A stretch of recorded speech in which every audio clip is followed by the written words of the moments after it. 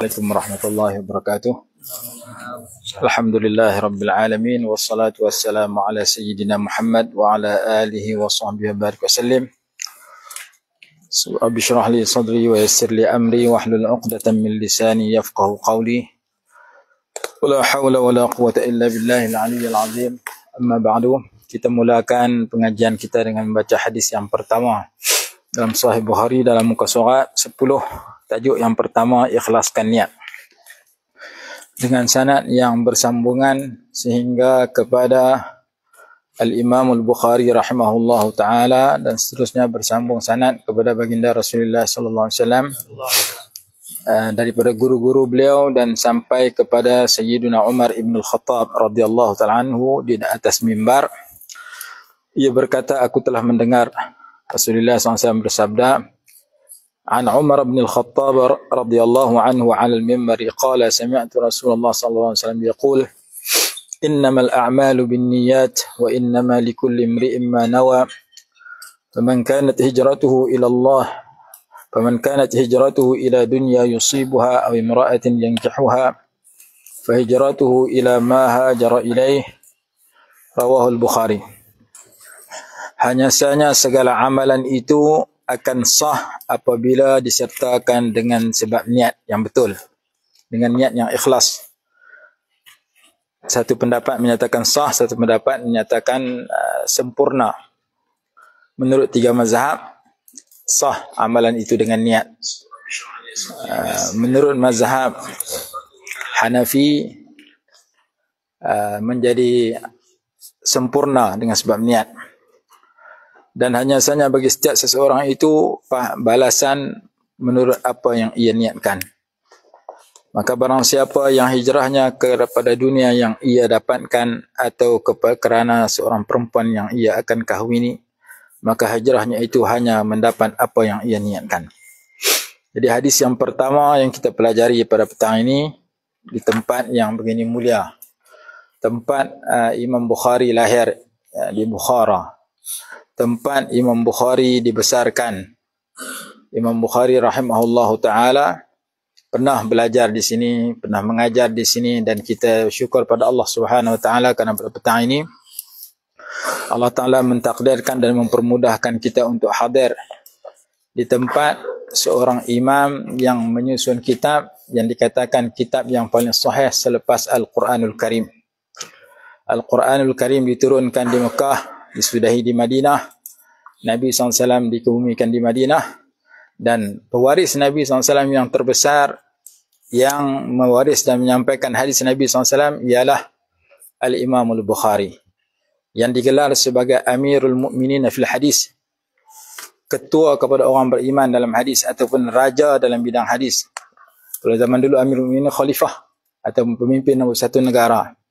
Jadi pemimpin nombor satu dalam bidang hadis di dunia ini, Allah Ta'ala anugerah kepada seorang imam yang berada di tempat ini, yang dilahirkan di tempat ini, dan kita hadir ke tempat ini. Mudah-mudahan kita mendapat keberkatan daripada Imam Bukhari rahimahullah ta'ala. Imam Bukhari di mana-mana dia pergi, dia bawa rambut Rasulullah dalam songkok dah.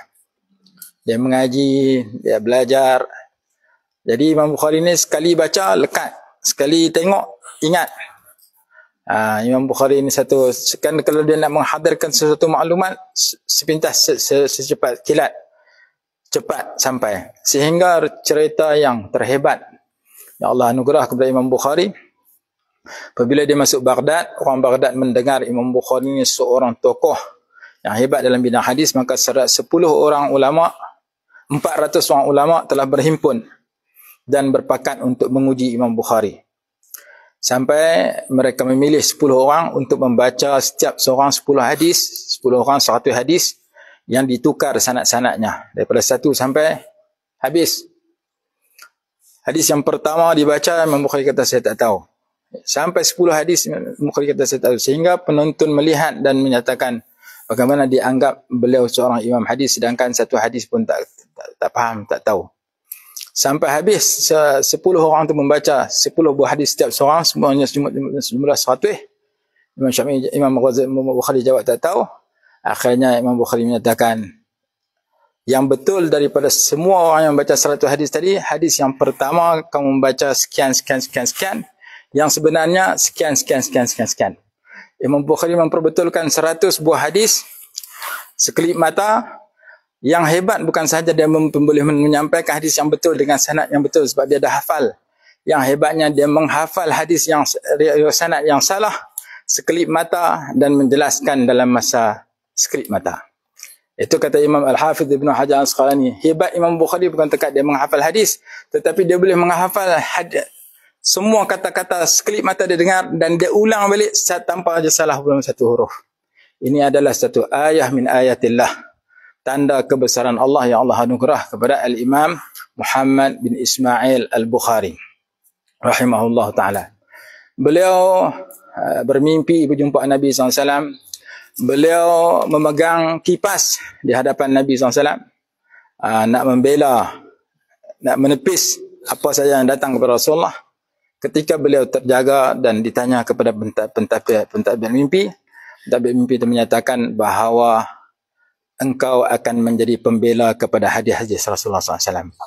Ayah beliau pakar dalam bidang hadis, mengaji hadis, ambil kepada Imam Malik, ambil kepada Imam Abdullah Ibn Mubarak, ambil Imam Muhammad dan sebagainya.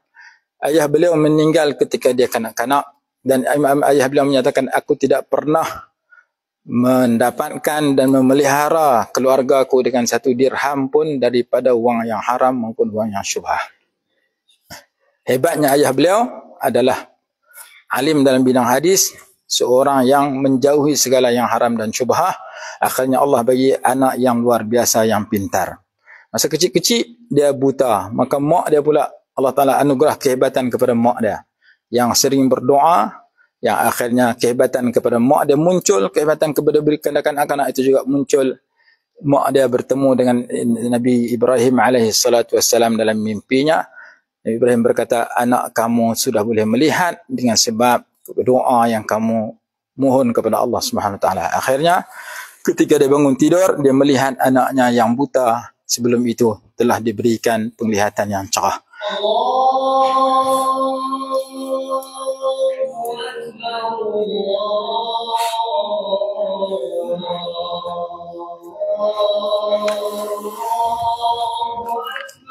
Allahu Akbar, Allahu Akbar.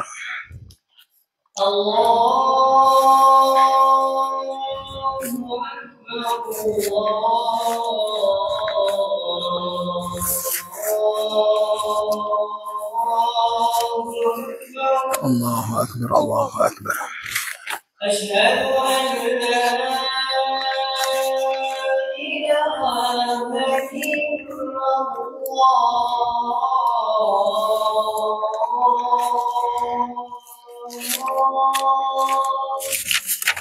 Asyhadu an la ilaha illallah. أشهد أن لا إله إلا الله.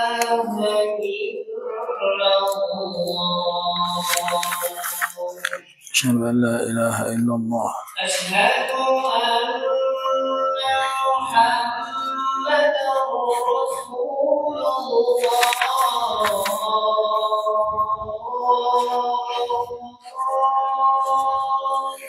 أشهد أن محمدا رسول الله. أشهد أن محمد رسول الله. أشهد أن محمد رسول الله. حي على الصلاة.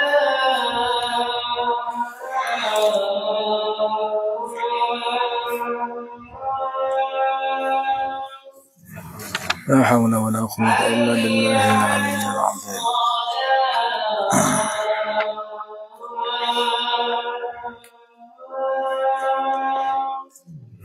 لا حول ولا قوة إلا بالله العلي العظيم.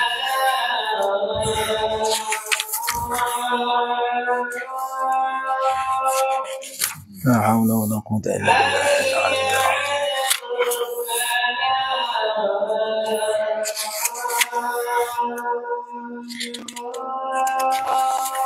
لا حول ولا قوة إلا بالله العلي العظيم.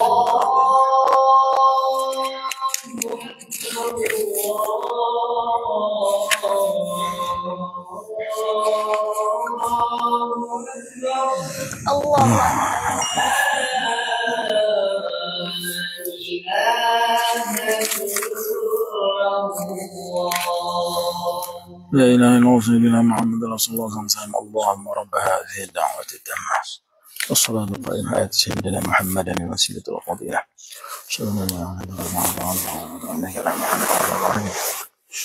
Pernah dia masuk satu negara yang bernama Balakh.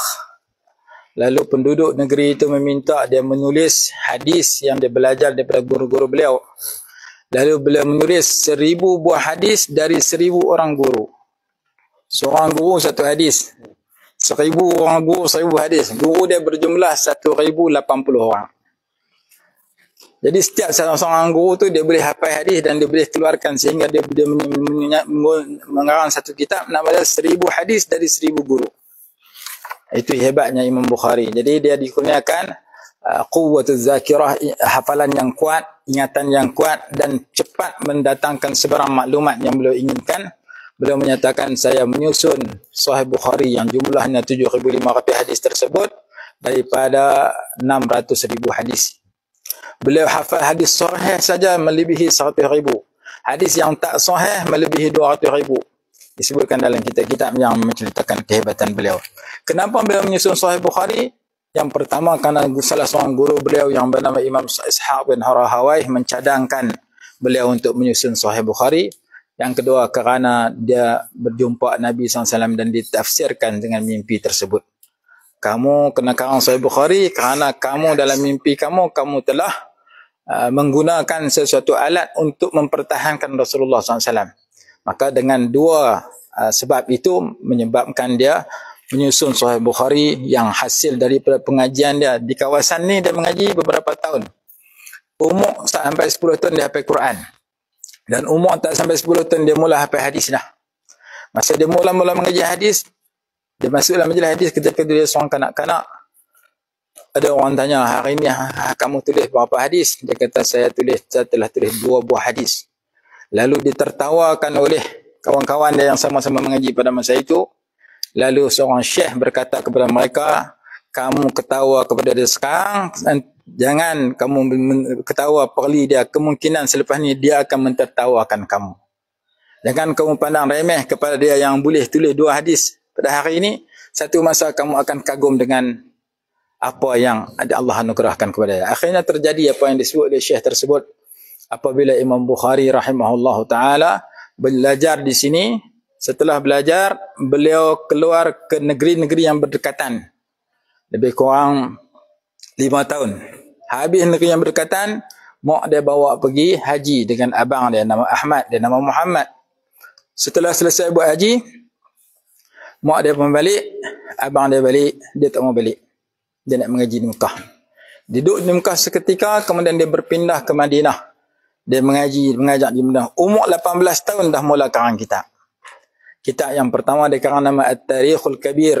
Sejarah para sahabat, sejarah para tabi'in dan kata-kata mereka. Kemudian habis Mekah, dia pergi ke negara-negara yang lain lagi. Iraq dia masuk, Mosul dia masuk, Syam dia masuk. Satu negara dia tak sempat pergi, Al-Yaman. Kerana dia bercakap nak pergi, tiba-tiba ulama yang dia nak pergi jumpa itu meninggal dunia. Yang lain semua negara yang hebat-hebat dia pergi dalam masa sekian tahun, maka dia menghimpun dan menyusun Sahih Al-Bukhari rahimahullah ta'ala. Jadi Imam Bukhari ini seorang imam yang berkat. Ada orang tanya, macam mana Imam Bukhari ini boleh luar biasa punya ingatan? Lalu dia jawab, ada orang hafal Quran yang rajin ulang Quran sehingga dia jadi itqan, pakar dalam Quran. Sebut ayat mana boleh sambung, itulah Imam Bukhari dalam bidang hadis. Jadi kalau kita jumpa hafal Quran, kita baca muka surat berapa, dia boleh tahu, dia boleh kadang-kadang sebab dia kerap baca. Imam Bukhari Allah anugerah sedemikian. Sebagaimana pakar Quran ingat Quran setiap titik, setiap baris, setiap muka surat. Demikian juga Imam Bukhari ingat hadis dengan nama, dengan sanad dan sebagainya. Sehingga Imam Bukhari digelar sebagai Amirul Mukminin fil hadis. Sayyidina Umar Amirul Mukminin khalifah, Sayyidina Abu Bakar Amirul Mukminin, Sayyidina Umar, Sayyidina Utsman, Sayyidina Ali, sahabat-sahabat yang jadi pemimpin digelar Amirul Mukminin kerana mereka pemimpin negara. Tapi pemimpin dalam bidang hadis, Amirul Mukminin dalam bidang hadis yang pertama Imam Bukhari. Yang kedua Imam Malik, pengarang kitab Muwatta. Yang ketiga Imam Ibn Hajar Al-Asqalani yang mengarangkan syarah Sahih Bukhari, Fathul Bari yang kita buat dalam ni. Yang keempat, Imam Ali Al-Madini, guru utama Imam Bukhari. Imam Bukhari adalah guru dia yang paling hebat, yang dia hormat, yang memberi kesan kepada kehidupan dia, nama Imam Ali Al-Madini rahimahullah ta'ala. Jadi di samping dia ribuan guru, tapi antara guru yang paling dia segani dan hormati ialah Imam Ali Al-Madini rahimahullah ta'ala. Jadi Imam Bukhari rahimahullah ta'ala merupakan ayatun min ayatillah, merupakan salah seorang yang Allah wujudkan atas muka bumi sebagai satu tanda luar biasa, sehingga nama beliau tersebar seluruh dunia. Kitab beliau diterima oleh semua golongan. Yang menolak beliau hanya golongan Syiah. Syiah dia tak pakai Sahih Bukhari Muslim, dia pakai kitab mereka sendiri. Tapi golongan yang mengaku ahli sunnah wal jamaah mesti pernah sebut nama Imam Bukhari, mesti pernah baca Imam Bukhari, dan mesti pernah jumpa hadis Bukhari. Dan kita syukur pada Allah kerana pada kali ini kita diberikan peluang oleh Allah Ta'ala untuk hadir ke tempat yang Imam Bukhari dilahirkan. Walaupun kita tak tahu tahu mana rumah dia, tempat Imam Bukhari pernah belajar dulu. Dan dalam hadis-hadis disebut bahawa tempat seseorang yang baik itu singgah, kadang-kadang ada kebaikan. Buktinya, Nabi SAW dalam peristiwa Isra' dan Mi'raj singgah tempat-tempat para Rasul. Singgah di Madinah, sembahyang 2 rakaat. Singgah di tempat Nabi Musa berteduh di bawah pokok, sembahyang 2 rakaat. Singgah di tempat lahir Nabi Isa, sembahyang 2 rakaat. Singgah di Bukit Tursina, sembahyang 2 rakaat. Tempat-tempat itu tempat para Nabi sebelum itu pernah singgah. Maka asarul anbiya, kesan para nabi, wa asarul awliya, kesan para wali Allah, ada kelebihan jika orang tu hadir dengan niat yang jujur dan ikhlas, dengan niat yang baik, dengan yang murni. Berbeza dengan orang yang duduk di Mekah Madinah tapi dia tak dapat kebaikan kerana dia memandang Mekah Madinah ni sebenarnya tempat dia. Dia memandang Rasulullah ni macam mana orang biasa. Baik itu Sayyidina Abu Bakar radhiyallahu anhu melihat Nabi SAW sebagai seorang a'zamu khalqillah, makhluk yang termulia, sebagai seorang rasul yang termulia, sebagai kekasih Allah yang paling hebat, maka Allah hebatkan Sayyidina Abu Bakar radhiyallahu anhu. Berbeza dengan Abu Jahal. Abu Jahal melihat Rasulullah, bergaul dengan Rasulullah. Abu Lahab bergaul dengan Rasulullah sebagai seorang anak yatim, sebagai orang biasa, bahkan sebagai musuh bagi mereka. Dengan sebab mereka tidak memuliakan Rasulullah SAW, maka Allah hinakan mereka. Dengan sebab para sahabat memuliakan Nabi SAW, maka Allah muliakan para sahabat. Maka kita pun begitu apabila kita berhadapan dengan tempat orang-orang yang mulia seperti tempat Imam Bukhari. Dalam Quran ada banyak ayat cerita tentang kesan orang-orang yang mulia. Bermula daripada kesan para Nabi. Kesan yang pertama Nabi Ibrahim, wattakhidhu min maqami Ibrahim musalla, jadikan tempat Nabi Ibrahim berdiri sebagai tempat sembahyang. Alaihi salatu wassalam. Yang kedua Nabi Musa, Nabi Harun alaihi salatu wassalam, inna ayata mulkihi an ya'tiyakum at-tabutu fihi sakinatun min rabbikum wa baqiyatun mimma taraka alu Musa wa alu Harun tahmiluhu al-malaikah. Ada tabut, satu peti yang di dalamnya kesan Nabi Musa dan Nabi Harun alaihissalam. Yang ketiga Nabi Yusuf, idhabu biqamisi hadha fa'alqihi ala wajhi abi ya'ti basira. Pergilah bawa jubahku ini, letakkan di muka Nabi Yusuf, Nabi Yaqub, ayah kita Nabi Yaqub, maka dia akan dapat melihat. Alaihi salatu wassalam. Dan kesan orang-orang yang saleh disebut dalam Ashabul Kahfi, lanattakhidanna alaihim masjidah, kami jadikan tempat mereka itu tempat sujud. Maka sebagaimana ada kesan para nabi dalam Quran yang diiktiraf, kesan para salihin dalam Quran yang diiktiraf oleh Al-Quran, maka di antara orang yang saleh yang diakui sebagai ulama yang terhebat, bahkan kitabnya kitab yang kedua selepas Al-Quranul Karim, asahhul kutub ala wajhil ard ba'da Al-Quran, kitab yang paling sahih, yang paling betul selepas Al-Quran Karim atas muka bumi seluruh dunia ialah kitab Sahih Bukhari. Maka Imam Bukhari adalah salah satu daripada tokoh yang begitu hebat, yang Allah Ta'ala anugerah dilahirkan di negeri yang sebegini, dan kita akan melawat tempat beliau meninggal dunia. Setelah beliau meninggal dunia, dikebumikan ada pemusuh-musuh beliau datang bertaubat dan menangis di kubur beliau. Karena sebelumnya mereka tak kenal Imam Bukhari sebagai seorang yang hebat. Bila Imam Bukhari meninggal pada malam raya, dikebumikan, muncul bau wangi seperti kasturi daripada kubur beliau.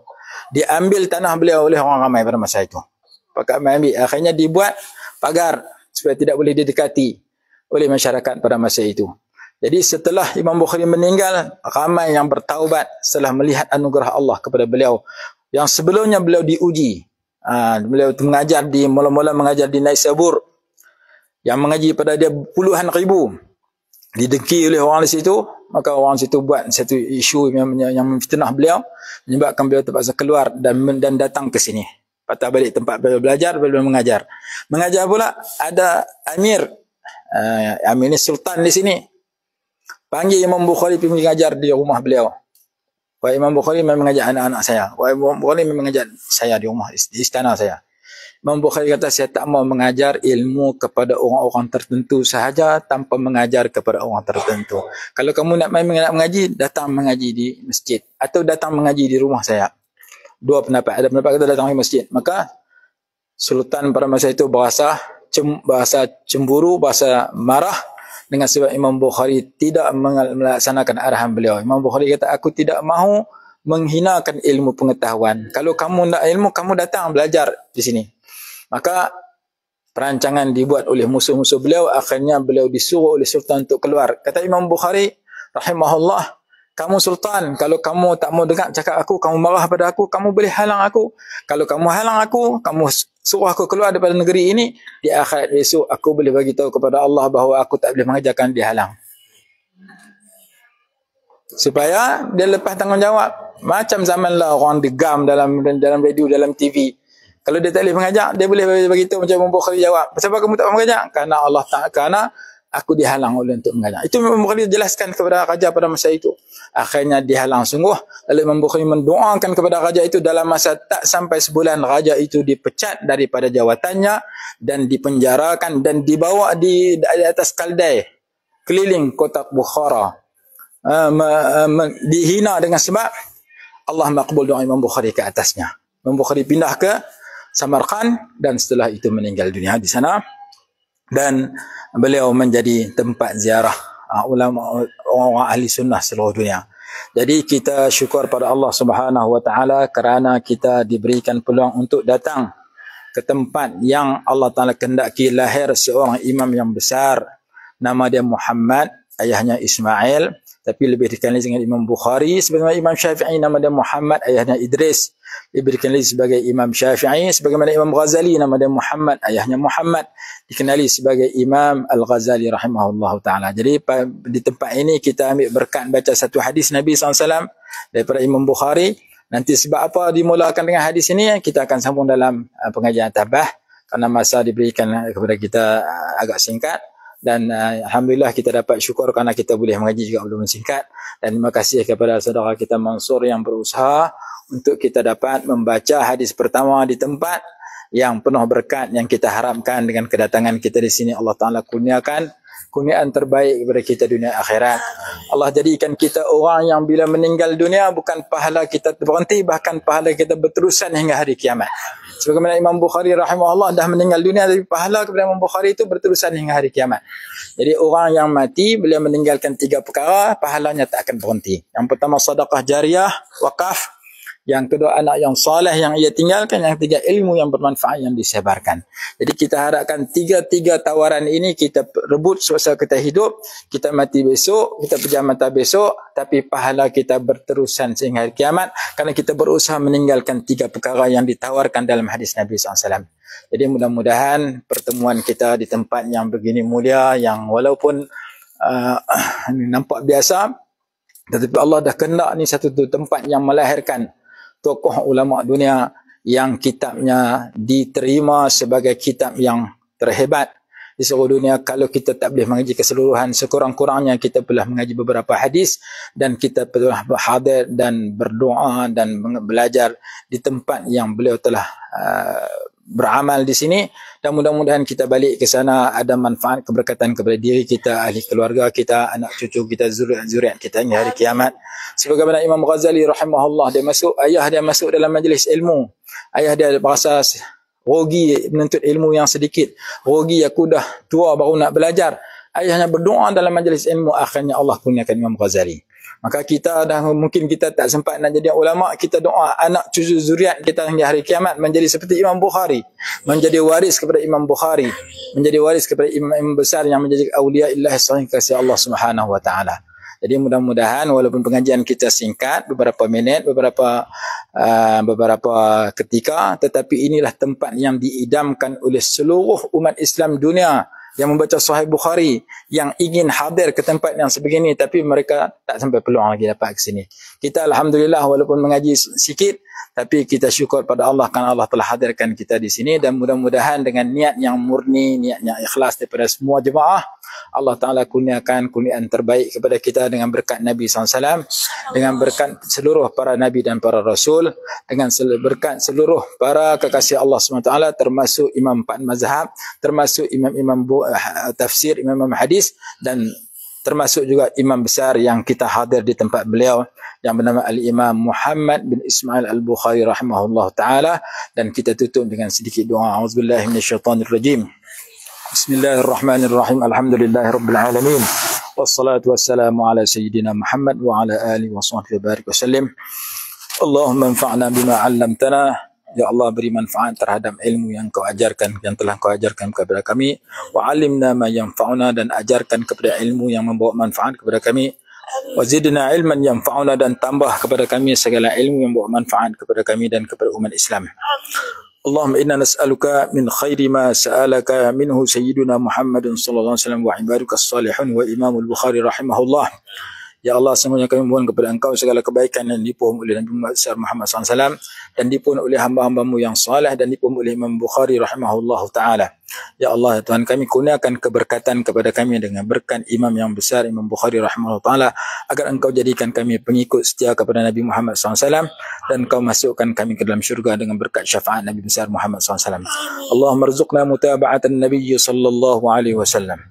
Ya Allah, jadikan kami orang yang mengikut Nabi SAW awalan wa akhiran, pada awal dan akhir, zahir dan batin, dalam kata-kata dan perbuatan, dan dalam setiap tindakan dan keadaan. Dan jadikan kami orang yang menjadi hamba-Mu yang taat kepada Engkau, dan bersama dengan para nabiyyin, para siddiqin, para syuhada wa salihin birahmatika ya arhamar rahimin. Ya Allah, makbulkan segala niat yang baik yang terkandung dalam hati kami masing-masing. Perbaikilah akhlak kami, perlihatkan kepada kami kebenaran itu sejelas-jelasnya, dan jadikan kami orang yang menghayati kebenaran.